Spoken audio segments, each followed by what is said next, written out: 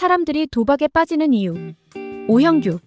2011년 8월. 사람들이 왜 도박 같은 승산 없는 확률 게임에 빠지는지를 입증한 게 바로 프로스펙트 이론입니다. 깊은 수렁에 빠진 사람일수록 더 큰 위험을 감수하는 모습을 볼 수 있습니다. 도박이든 투자든 평정심을 잃는 순간 낭패를 봅니다.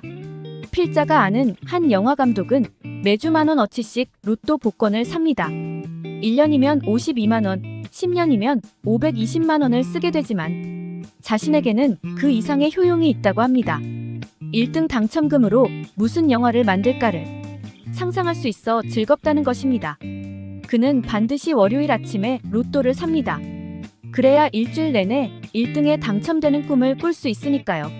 최근에는 연금 복권이 등장해 인기입니다. 1등 당첨금 12억 원을 20년간 매월 500만원씩 나눠 지급하는 신종 복권입니다. 중 장년층의 최대 걱정거리인 노후 대비용으로 안성맞춤인데다 한꺼번에 당첨금을 받아 생기는 문제를 예방할 수 있어 매주 거의 매진됩니다. 연금 복권의 당첨 확률은 315만 분의 1로 로또보다 높고 당첨금도 로또보다 적다고 할 수 없습니다. 믿져야 본전이란 심리의 필자도 여러 장 샀습니다. 물론 꽝이었지만요. 복권의 기대값은 구매 가격의 절반 수준에 불과합니다.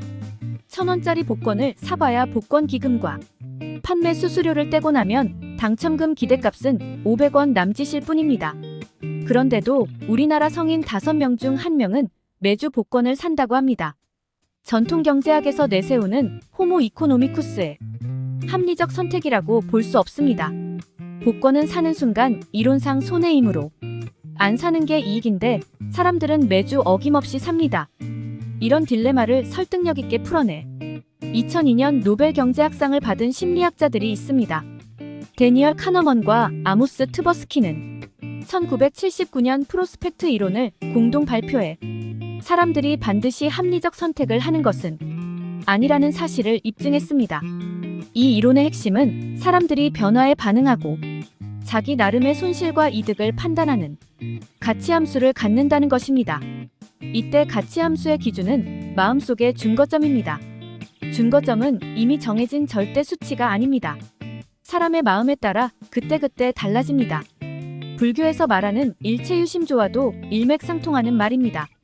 예컨대 기말시험을 친 학생 A는 90점을 기대했고 학생 B는 70점을 예상했는데 똑같이 80점이 나왔을 경우를 생각해 보겠습니다. A는 크게 실망하는 반면 B는 희열을 느낄 것입니다. A의 준거점은 90점, B는 70점이었기 때문입니다. 마찬가지로 돈을 잃은 도박꾼에게 준거점은 본전인 상태이고 평가 손실이 난 주식 투자자의 준거점은 매수 가격이 됩니다. 돈을 잃거나 평가 손실을 보게 되면 손실 혐오증이 발동합니다.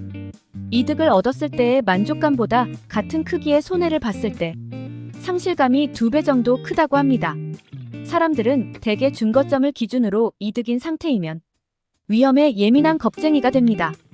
반대로 준거점을 기준으로 손실인 상태에서는 위험을 무시하는 도박사가 되기 마련입니다.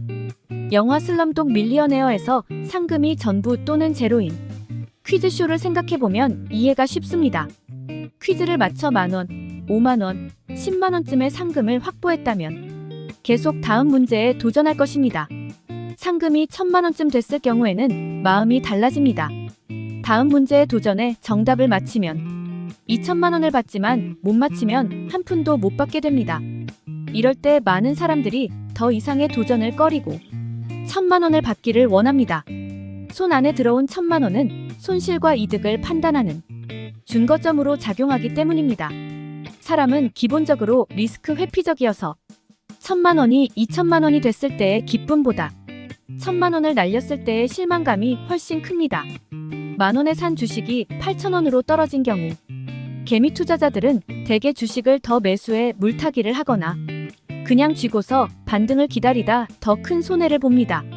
진작 손절매하고 다른 종목으로 갈아탔으면 손실을 줄였을 테지만 마음속 손실 혐오증은 그런 자신을 용납하지 않습니다. 프로스펙트 이론에서 말하는 가치함수의 또 다른 특징은 민감도 체감성입니다. 민감도 체감성이란 이익이나 손실이 커질수록 작은 변화에 대한 민감도는 줄어드는 심리 상태를 가리킵니다. 라스베이거스 카지노나 과천 경마장에서 돈을 많이 잃은 사람들일수록 막판에 베팅이 커지는 것이 바로 이런 심리 탓입니다. 처음에 10,000원을 잃었을 경우 10,000원을 더 베팅할지에 대해선 신중히 생각합니다. 하지만 이미 50만 원을 잃었다면 10,000원쯤 더 잃는 것은 아무것도 아닙니다. 오히려 손실을 만회해보려고 10만 원, 20만 원을 예사로 베팅합니다. 결국 수중의 돈이 바닥난 뒤에야 손을 털고 뒤늦게 후회하며 자리에서 일어납니다. 다시 복권으로 돌아가 보겠습니다. 1,000원을 베팅해 1,000원을 딸 확률과 잃을 확률이 반반인 내기에 흥미를 느낄 사람은 별로 없을 것입니다. 기대 수익이 0이기 때문입니다. 하지만 당첨 가능성은 극히 희박하지만 1,000원을 넣어 10억 원을 받을 수도 있다면 얘기는 완전히 달라집니다. 당첨됐을 때 이익이 워낙 크기 때문에 사소한 변화는 전혀 신경 쓰지 않습니다. 이때 확률은 중요하지 않습니다. 아무리 확률이 낮아도 사람들은 각자 자신에게만 일어날 수 있는 일이냐 특별한 의미를 부여하는 심리가 있습니다. 확률을 수치로 받아들이지 않고 직감적으로 확실, 불가능, 가능성 등 3가지로 나눠 판단하기 때문입니다. 복권이 인기를 끄는 이유가 여기에 있습니다. 로또보다 당첨 확률이 2배 이상인 연금 복권에 끌리는 것은 어찌 보면 당연한 일입니다.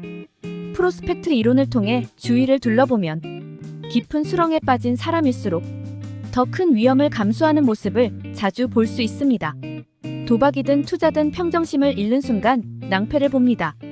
워런 버핏, 피터 린치 같은 투자 고수들이 위대한 것은 평정심을 유지하고 무엇보다 수렁에 빠지는 상황을 만들지 않았던 데 있지 않을까요?